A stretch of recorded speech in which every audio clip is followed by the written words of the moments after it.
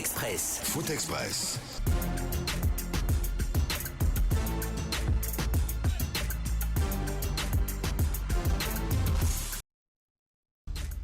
Le plaisir, le privilège et l'immense joie de vous retrouver en ce dimanche 13 juin 2021 dans cette nouvelle représentation de votre émission hebdomadaire devenue désormais votre rendez-vous de tous les dimanches quand il est 16h sur Radio Espace et sur Espace TV. Ici, nous vous aidons à mieux comprendre la quintessence de l'actualité du ballon rond, de la Guinée, de l'Afrique et du reste du monde. Tous les dimanches, toute l'équipe sportive s'installe, prend le contrôle du plus grand palmarès de l'audiovisuel en Guinée, Adafo Média, Espace TV et Radio Espace.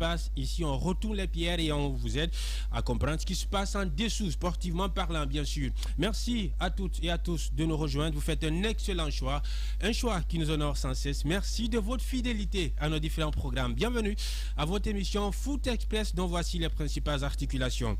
Le Sili national en stage en Turquie avec un bilan de 2 victoires, 1 défaite et un match nul. Voilà le bilan chiffré des hommes de Didier Six qui ont jonché le stage du Sili national en Turquie.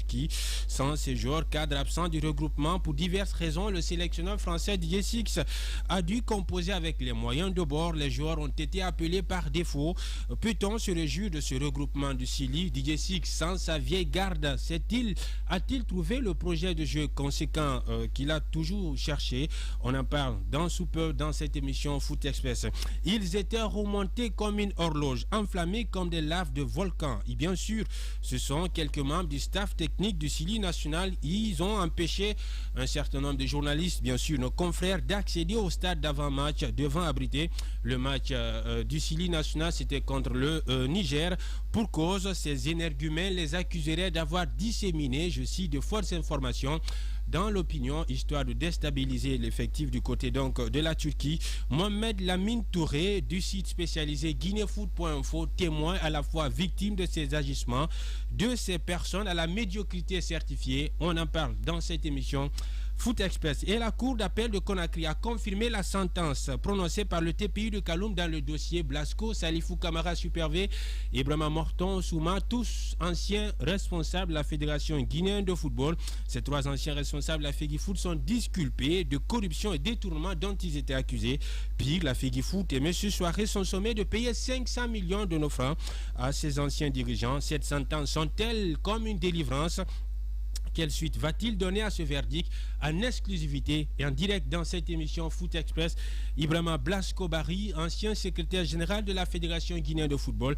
Il se prêtera à nos questions dans cette émission Foot Express. Et enfin, s'achemine-t-on vers la mise en place d'un comité de normalisation ou une redistribution des cartes dans le processus sélectif de la Fédération guinéenne de football? En tout cas, une visite conjointe FIFA-CAF va séjourner en Guinée du 21 au 24 de ce mois, ici même à Conakry. À quoi va consister cette visite? À quoi peut-on s'attendre à l'issue de cette visite conjointe FIFA-CAF? L'actuel secrétaire général de la Fédération guinéenne de football, colonel Maurice Akoué-Kouevogui, sera en direct dans cette émission Foot Express. Avec moi dans ce studio et autour de ce somptueux plateau, le coach, le consultant régulier de la maison, Ibrahima Sori Gabi Véron. Bonsoir coach. Bonsoir Paul et bonsoir à tous. La détection, ça se passe bien?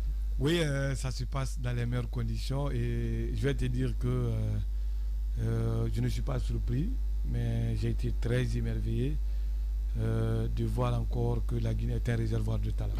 Partout où vous passez, vous avez du mal à faire le choix. Vous avez l'embarras de choix. On a fait passer plus de 4000 jeunes, mais je vous dis, parmi ces 4000, il y a vraiment du futur. Il y a des garçons qui peuvent nous ramener le trophée s'ils sont très bien encadrés. En tout cas, ce sont des talents bruts.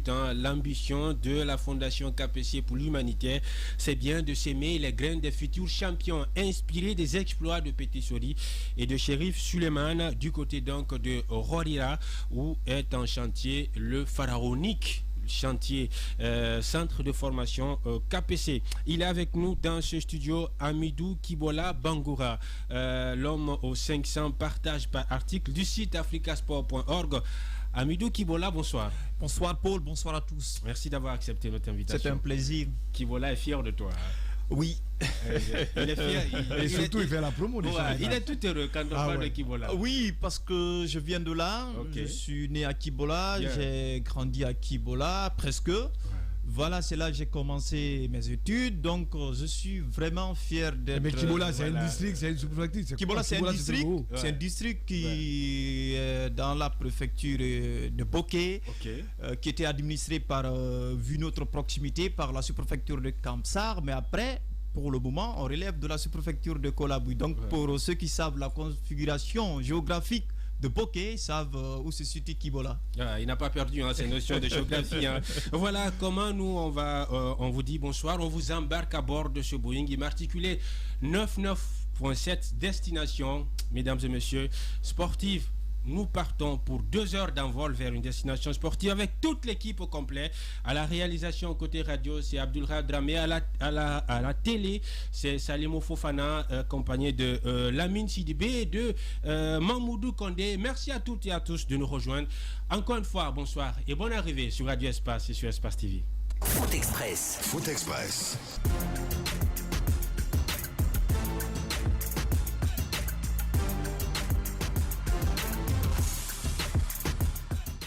Foot Express. Foot Express.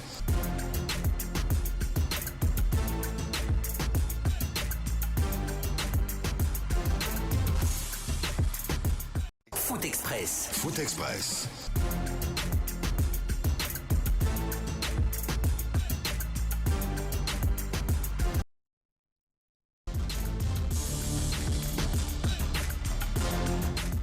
C'est un stage de préparation qui est passé par toutes les émotions, par tous les sentiments. Oui, déception parce qu'il y a eu cette question de prime qui a failli polluer l'atmosphère du Sili national du côté de la Turquie. Il y a également cette défaite face aux éperviers du Togo, 2-0. C'était à l'occasion du 2e match du Sili national de Guinée. Et derrière, il y a eu 2 victoires d'affilée. On est passé par toutes les émotions, oui, de la joie, de la déception, de la frustration et également de la déception de ne pas voir quelques cadres du Sili national répondre présent à la convocation en équipe première du côté de la Turquie. Les raisons sont multiples et diversement interprétées au sein de l'opinion. Quel enseignement peut-on tirer de ce stage de préparation du côté de la Turquie? Quelles leçons peut-on donc tirer avec Ibrahima Souri, Djabi Véron, Amidou Kibola Bangoura? On en parle dans cette émission et Mohamed Lamine Touré, lui, il reste en repérage, il reste à l'affût. On l'aura dans quelques instants pour nous parler, pour nous donner les dernières informations du Sili national du côté de Turquie. Kibola, on a tous suivi. On a tous suivi le stage de préparation du Sili en Turquie. Un match nul, une défaite et 2 victoires. Oui, c'est le bilan chiffré de cette équipe pendant cette journée FIFA de ce mois de juin. Vous l'avez dit, on a commencé par un match nul précieux contre la Turquie, même si on me dira que toutes les stars de cette équipe turque n'étaient pas présentes face à la Guinée. Après, voilà, il y a cette défaite contre le Togo, 2-0. Et ensuite, c'est une victoire. Une défaite logique, peut-on dire? Une défaite logique, peut-être, parce que quand vous avez une équipe du Sili national qu'on a connue, qui a pensé à l'argent, mais quand vous avez une équipe également, tous les ténors n'étaient pas de ce rendez-vous-là. C'est dire que voilà, il y avait des petits doutes autour de l'organisation, si vous voulez, même de ce regroupement pour le Sili national. Et après le match contre le 3e match, c'est là on a commencé donc à avoir d'ailleurs la première victoire pour cette équipe et on a terminé sur une bonne note face au Niger. Maintenant, l'autre question, c'est que le bilan, quand vous demandez aux gens, aux observateurs, ils vont dire que le bilan il est positif parce que quand vous prenez 4 matchs, vous perdez 1, vous avez un nul, vous avez 2 victoires. Voilà, mais après, il faut se poser des questions. C'est contre quel adversaire? Voilà, c'est contre quel adversaire? Quand vous prenez le Kosovo, par exemple, selon la dernière publication du classement FIFA, le Kosovo est 120e. Quand même, classement mondial comparativement à la Guinée qui est 72e. Donc, quand vous dites que la Guinée a gagné contre une telle équipe, c'est que c'est tout à fait logique. C'est la hiérarchie quand même voilà, c'est la hiérarchie qui a été respectée. Et même ça, c'est le Kosovo qui a ouvert le score contre nous. Après, on est revenu pour trouver l'égalisation et puis voilà. Sinon, après, je dis que statistiquement, on peut s'en réjouir parce que l'objectif, c'est de permettre à l'entraîneur d'avoir son équipe type avec laquelle il va jouer les 2 premières journées des éliminatoires de la Coupe du Monde. Et on a constaté que l'entraîneur, il a eu quand même, disons, quelques satisfactions non seulement, mais à chaque fois qu'il avait à composer, il a eu à distribuer des cartes à tous les 22 joueurs qui étaient présents parce que tout le monde a eu quand même un peu de temps de jeu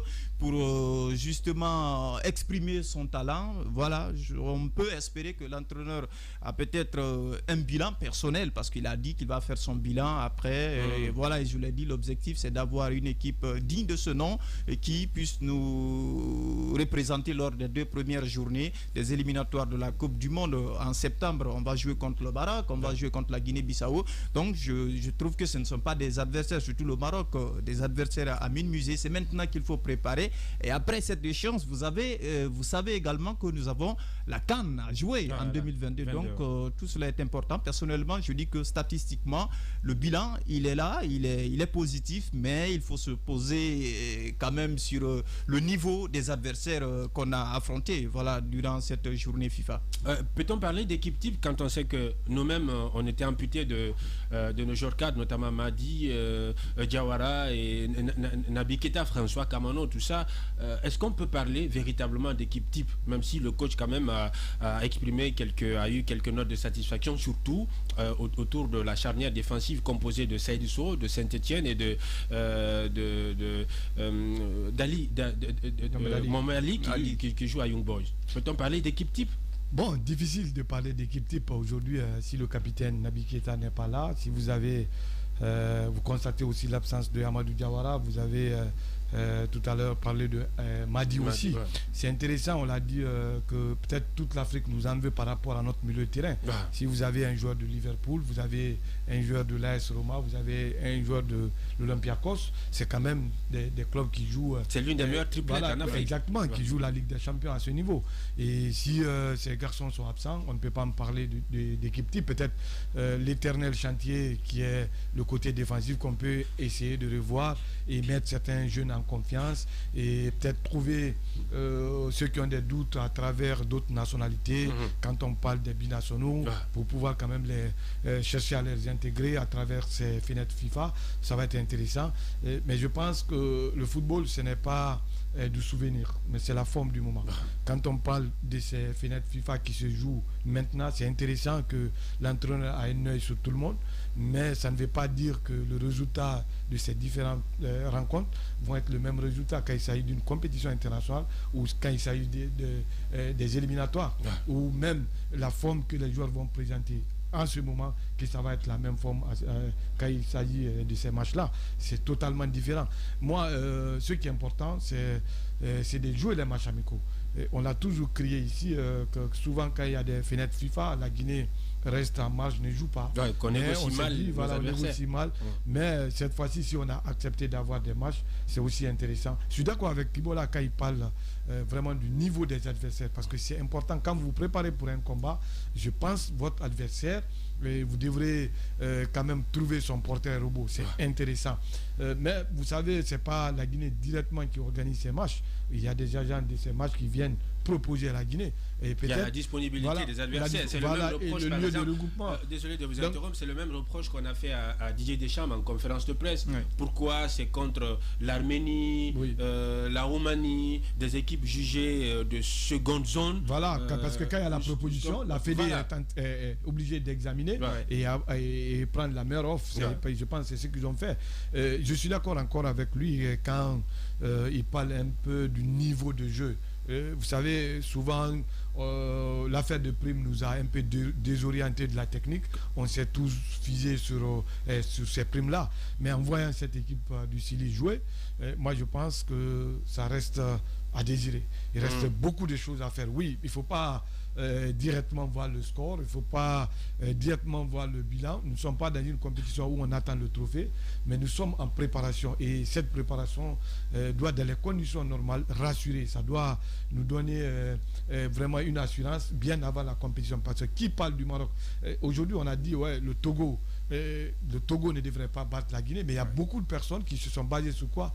Dire que le Togo au moins a joué une fois la Coupe du Monde. La Guinée n'a pas eu cette chance et nous avons encore de l'opportunité parce que c'est une compétition qui est ouverte à tout le monde. Si on réussit à battre le Maroc en aller-retour, je dis bien si on réussit, et on arrive à battre les autres adversaires comme la Guinée-Bissau, rien ne va nous empêcher de se qualifier. Et c'est le football. Le ballon, il est rond pour tout le monde. Et si on se prépare bien, je pense bien que ça peut aller. Mais ce qu'il faut encore démasquer, c'est quand il y a des situations difficiles, quand il y a des problèmes au sein de l'équipe et qu'on ne veut pas le dire. Moi, je ne trouve pas ça normal. Vous ne pouvez pas guérir ces mots si réellement qu'on nous en veut quand on dénonce. Si ce n'est pas dénoncé, s'il n'y a pas le minimum, si vous ne trouvez pas de vérité, c'est-à-dire qu'on soit plus clair envers nous-mêmes, parce que se mentir, ça ne donne pas de résultats. Tantôt, il y a un côté qui dit que tout va bien, tantôt, il y a d'autres qui disent que ça ne va pas. Aujourd'hui, dans le sommet tout à l'heure, tu parlais de l'absence de ces joueurs cadres, mais il y a d'autres à Conakry, ça divise l'opinion, parce qu'on a vu ces joueurs-là soit jouer des matchs amicaux ou jouer avec des amis dans leur propre. Et ce qui fait mal, c'est que la fédération n'a fait aucune communication pour justifier leur absence. Comparativement à d'autres pays, par exemple le Sénégal, vous avez l'entraîneur Aliou qui a exigé à tous ces internationaux qui étaient empêchés de venir jusqu'au niveau du regroupement, que les médecins de l'équipe nationale constatent leur indisponibilité. Mais je pense, et ça c'est du sérieux. Et ça ne pas ça. Non, je ne suis pas. Vous avez mal dit, le football vaut ce que valent ses dirigeants. Non, exactement. Mais on nous a dit que les choses ont changé. Il y a un règlement intérieur. Mais c'est vrai. On promet tout et on fait le contraire. On crée les conditions. C'est ce qu'on nous dit. Mais il n'y a pas de changement. On promet tout, on fait le contraire et on crée les conditions d'échec. Il y a des joueurs. On est dans ce scénario. Il y a des joueurs qui ont envoyé quand même quelques correspondances pour pouvoir justifier leur absence, mais après on les a vus sur un terrain, donc c'est incompréhensible. C'est le cas de Madi, voilà, c'est incompréhensible que si vous êtes malade, c'est que vous êtes malade, vous devrez être sous traitement, vous ne devrez pas quand même être sur le terrain. Même Naby Keita qui est le capitaine, il a été repéré quelque part à Koléa où il a joué un match de gala, où il y a des vidéos qui circulent dans sa cour, il joue avec ses amis. Donc forcément, je pense qu'on doit pouvoir respecter notre équipe nationale. Aujourd'hui on a dit préparation. Quand c'est la préparation, ceux qui sont censés aller jouer ces matchs importants, c'est ceux-ci qui doivent se préparer. Mais si on voit un autre groupe et qu'ils donnent le résultat, et après, c'est ces joueurs cadres qu'on ne peut pas mettre sur le banc. Je dis bien qu'on ne peut pas mettre sur le banc parce que ça va être incompréhensible que vous avez des joueurs de ce niveau qui jouent dans leur club, qui viennent en sélection et que vous allez les mettre sur le banc parce qu'ils ne sont pas venus en sélection. Lors des matchs amicaux, ça va être très compliqué. Aucun entraîneur ne va prendre ce risque. Quand vous avez des joueurs comme ça, vous êtes obligé de les faire jouer. Sinon, la presse risque de vous tomber dessus à bras raccourcis et ces joueurs cadres dont nous parlons, notamment François Kamano, lui, il devait se marier. Voilà, il s'est marié il y a quelques jours. Oui, et après, il est resté dans son mariage. On ne l'a pas quand même vu sur le terrain. C'est après le mariage qu'il a commencé ses entraînements. Ouais, il a commencé ses entraînements, lui, dont le séjour d'ailleurs finit très bientôt. François Kamano a découvert demain dans Tout Foot en exclusivité. On reviendra, on passera en revue la mésaventure du Sili national à la CAN 2019 en Égypte, à l'issue de laquelle, quand la Guinée a touché le bide, a touché le fond, François Kamano parle de cette question d'argent. On parlera de sa saison demi-teinte réalisée du côté de la Russie. D'abord, 18 matchs sans but, sans la moindre passe décisive. Mais après, il vient à Conakry, à Kindia précisément. Il se confesse, il demande pardon. Il rentre en Russie et tout le sourit, tout ce à quoi il touche se transforme en de l'or. Finalement, il est sacré champion de la Russie avec son club Lokomotiv de Moscou. Demain à 20h40 dans Tout Foot, François Kamano avec Paul Fatia Tunkara. Qu'est-ce que je raconte? Avec moi-même. Voilà. Alors, Kibola, on a vu, on a vu les images de Mohamed Lamine Touré circuler. Nos confrères auxquels on a refusé l'accès de ce stade tout simplement parce qu'on les accuse d'avoir disséminé ce qu'ils appellent de fausses informations au sein de l'opinion pour déstabiliser la sélection. C'est regrettable tout simplement. Le coach l'a dit tout à l'heure. En fait, chez nous, même quand ça ne va pas dans le groupe, on refuse de communiquer. Ouais.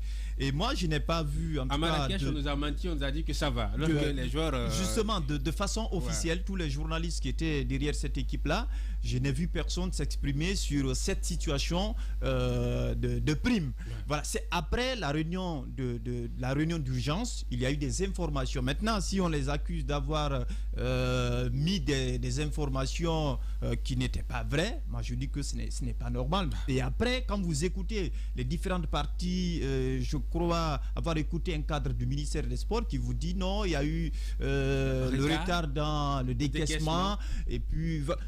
c'est dire qu'il y avait quelque chose qui n'allait pas au sein du groupe. Maintenant, si les journalistes, ils sont là-bas, c'est pour informer le public qui est là, c'est pour informer. Donc chacun, moi je dis que voilà, chacun joue leur rôle. Chacun a un rôle. Et en plus, excusez-moi, mais beaucoup n'arrivent pas à comprendre si les informations sont mises au conditionnel. Oui. Voilà. Et justement, nous avons ce problème-là. Dès que vous donnez une information, les gens pensent... On prend le mot-clé et exactement, on pense que vous êtes contre eux. Et là, ils étaient convaincus de ce qu'ils disaient parce qu'ils étaient dans la moelle épinière de la chose. Et j'ai eu les mêmes, disons, prises de bec avec un des responsables de la FEGIFOOT en Égypte. En conférence de presse, on a laissé un homme des lettres, un diplômé en médecine, je veux nommer Ibrahim Traoré. On a laissé un Simon Fallette qui a un très bon niveau parce qu'aujourd'hui le capitanat est vu sous un prisme commercial, tout ça, marketing.